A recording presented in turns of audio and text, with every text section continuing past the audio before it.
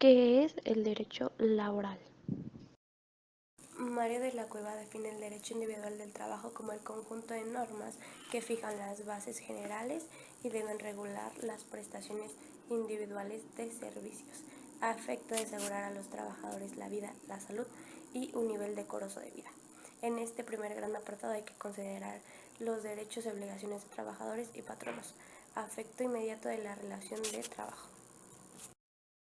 Obligaciones del trabajador. Según la obra de Mario de la Cueva, la principal obligación del trabajador es desarrollar o poner al servicio de la empresa la cantidad de energía de trabajo que se hubiera convenido.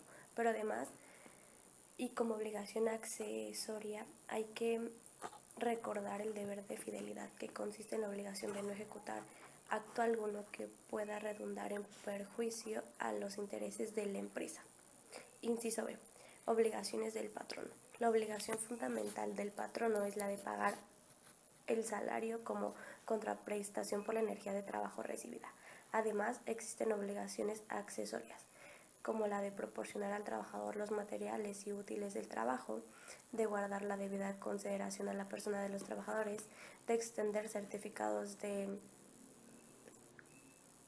conducta humana y eficiencia cuando lo solicite el trabajador, al separarse de la empresa, de conceder permisos y licencias para el ejercicio del derecho al voto o para que el trabajador desempeñe alguna comisión sindical o estatal.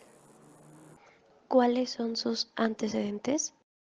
El 28 de agosto de 1931 se promulgó en México la primera Ley Federal del Trabajo.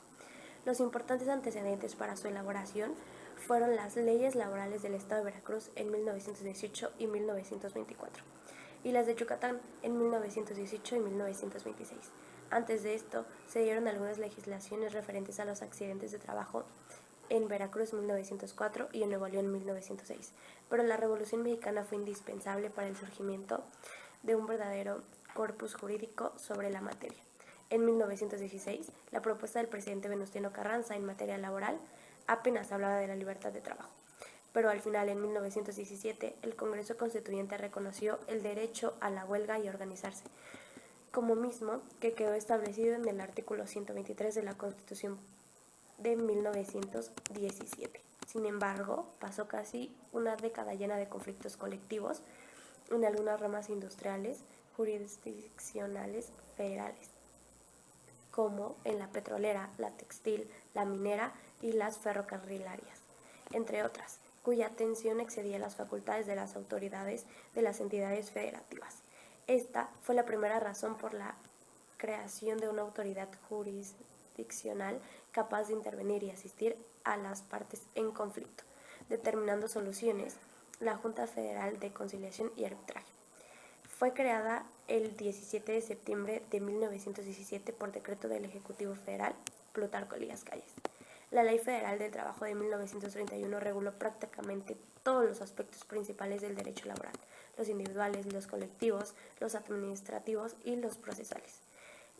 Es la ley rectora del derecho laboral en México. Por encima de ella solo se encuentra lo dispuesto en la Constitución Política de los Estados Unidos Mexicanos, donde se consagra el derecho al trabajo en el artículo 123.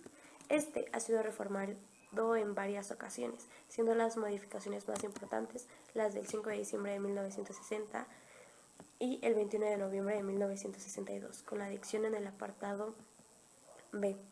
Aquí se reconoció la naturaleza laboral de las relaciones entre el Estado federal y los servidores públicos, una auténtica declaración de los derechos sociales de los trabajadores al servicio del Estado. También se modificó la fracción 3 del artículo 123 para aumentar la edad mínima para laborar de 12 a 14 años. El artículo 123 constitucional menciona que toda persona tiene derecho al trabajo digno y socialmente útil. Al efecto, se promoverán la creación de empleos y la organización social del trabajo, conforme a lo estipulado a la ley. Este artículo ha pasado por varias reformas hasta llegar a lo que es hoy en día, y se divide en dos, en el apartado A y en el apartado B.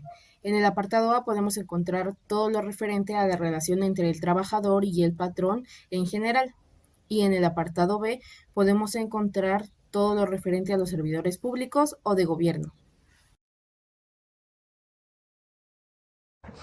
El contrato de trabajo es el que da hincapié a los derechos y obligaciones de ambas partes, así como las condiciones de trabajo, por lo que dicho documento quedará como prueba del inicio de la relación laboral. En el artículo 25 de la Ley Federal se especifican las condiciones que son legalmente dirigidas para el trabajador. Una de las principales es el nombre, la nacionalidad, edad, sexo, clave única de registro poblacional, que es la CURP, registro federal, que es el RFC, y el domicilio del patrón y del trabajador, así como también el lugar o lugares donde se presentará el servicio que se presentará mismo, que se determina de las formas más precisas posibles. Otro punto también es la duración de la jornada, la forma de modo de salario, el día y el lugar de pago. Derechos individuales de los trabajadores. Entre los principales derechos de los trabajadores están: 1. Jornada de trabajo. Es el tiempo en el cual el trabajador está a disposición del patrón para prestar el trabajo. La duración de la jornada máxima de trabajo será de 8 horas. Tipos de jornada. Jornada diurna, que es de 6 de la mañana y las 8 de la noche, la cual deberá tener una duración máxima de 8 horas. Jornada nocturna, que es de las 8 de la noche a las 6 de la mañana, la cual deberá tener una duración máxima de 7 horas. Jornada mixta, es la que comprende periodos de la jornada diurna y nocturna, y su duración máxima es de 7 horas y media. En el capítulo 2 de la Ley Federal del Trabajo, del artículo 58 hasta el 68, establecen la jornada laboral y las características o variantes que ésta puede tener. 2. Días de descanso. Todo individuo, según estudios sociológicos y psicológicos, necesita descansar para reponer sus fuerzas físicas, relajarse y realizar vida social. Por esto, la Ley Federal del Trabajo regula los días de descanso del trabajador y establece que por cada 6 días de trabajo, el trabajador disfrutará de un día de descanso, por lo menos, con goce de salario íntegro. Los trabajadores y el patrón acordarán los días en que los trabajadores deberán disfrutar de los descansos semanales. Se propone que preferentemente el día de descanso semanal sea el domingo. Los trabajadores no tienen ninguna obligación de prestar sus servicios en días de descanso, pero en caso de que estos presten sus servicios, el patrón pagará a los trabajadores, independientemente del salario que le corresponda por su día de descanso, un salario doble por los servicios prestados. Aparte del día de descanso obligatorio por cada 6 días de trabajo, hay días de descanso obligatorio por días festivos, y estos serán de acuerdo a los que la Ley Federal del Trabajo establezca. El capítulo 3 de la Ley Federal del Trabajo, de los artículos 69 al 75, establece los días de descanso y especificaciones sobre estos. Vacaciones. Es el periodo en el cual el trabajador suspende temporalmente sus obligaciones. Todo trabajador tiene derecho de disfrutar vacaciones, de descansar, con la finalidad de reponer las fuerzas necesarias para que nuevamente regrese a su centro de trabajo con mayor entusiasmo.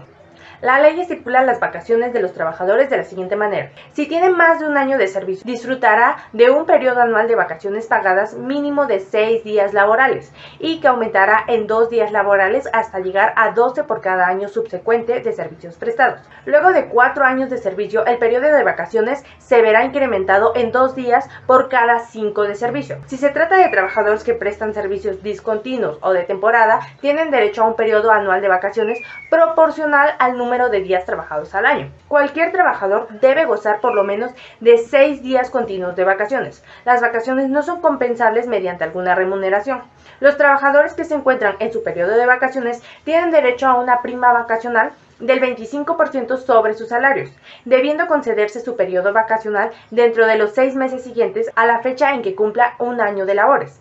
El capítulo 4 de la Ley Federal del Trabajo, del artículo 76 al artículo 81, establece todo lo relacionado a las vacaciones. Salario.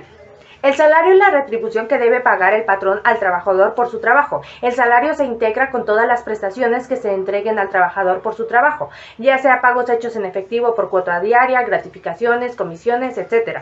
Es posible fijar dicho salario por unidad de tiempo, por unidad de obra, por comisión, a precio alzado o de cualquier otra manera contestada por las partes. Debe ser beneficioso y nunca menor al fijado como salario mínimo por la ley. Dada la forma en que se encuentra regulado por la Ley Federal de Trabajo, el salario puede ser establecido de manera muy diferente, al igual que es posible que no se encuentre representado únicamente por dinero en efectivo.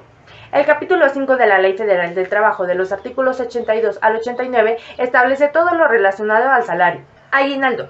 En el artículo 87 de la Ley Federal del Trabajo se establece que los trabajadores tienen derecho a un aguinaldo anual que deberá pagarse antes del día 20 de diciembre, equivalente a 15 días de salario por lo menos. Los que no han cumplido un año de servicio, independientemente de que se encuentre laborando o no en la fecha de liquidación del aguinaldo, tendrán derecho a que se les pague la parte proporcional al mismo conforme al tiempo que hubieran trabajado, cualquiera que fuere esta. Otros derechos individuales también son la jornada extraordinaria. El artículo 66 de la Ley Federal del Trabajo menciona que podrá también prolongarse la jornada de trabajo por circunstancias extraordinarias, sin exceder nunca de 3 horas diarias ni de 3 veces en una semana. Las horas de trabajo extraordinaria se pagarán con un 100% más del salario que corresponda a las horas de la jornada. Reparto de utilidades. Es un derecho constitucional que tienen los trabajadores para recibir una parte de las ganancias que obtiene una empresa o un patrón por la actividad productiva o los servicios que ofrecen en el mercado. El artículo 123 de la Ley Federal del Trabajo dice: la utilidad repartible se dividirá en 2 partes iguales. La primera se repartirá por igual entre todos los trabajadores, tomando en consideración el número de días trabajados por cada uno en el año, independientemente del monto de los salarios. La segunda se repartirá en proporción al monto de los salarios devengados por el trabajo prestado durante el año. Prima de antigüedad. El artículo 162 de la Ley Federal del Trabajo dice: los trabajadores de planta tienen derecho a una prima de antigüedad. La prima de antigüedad consistirá en el importe de 12 días de salario por cada año de servicio. Y por último, el finiquito, que es el pago que la empresa entrega al trabajador cuando finaliza la vinculación entre ambos y se encuentra establecido en el artículo 50 de la Ley Federal del Trabajo. La huelga es la suspensión temporal de las actividades laborales, convocada por las o los trabajadores, como medida de presión frente al patrón, para mejorar las condiciones laborales. Sus objetivos son los siguientes: la celebración del contrato colectivo, la celebración del contrato ley, búsqueda del equilibrio entre los factores de producción y derechos de los trabajadores. Un sindicato es una asociación de trabajadores que tiene el cometido de velar por la defensa de sus intereses laborales, sociales y económicos frente a su empleador, sea este una empresa, una junta patronal o el Estado mismo. Los tipos de sindicatos que existen son: sindicato de empresa, nacionales de industria, industriales estatales, gremiales y de oficios varios. En conclusión a este tema, queremos decir que el derecho laboral busca velar por la seguridad del trabajador, su bienestar y sobre todo su felicidad. El camino hasta aquí no ha sido nada fácil, ni tampoco está cubierto del todo, pero ciertamente esperamos que el esfuerzo de millones de personas a lo largo de la historia no pase en vano.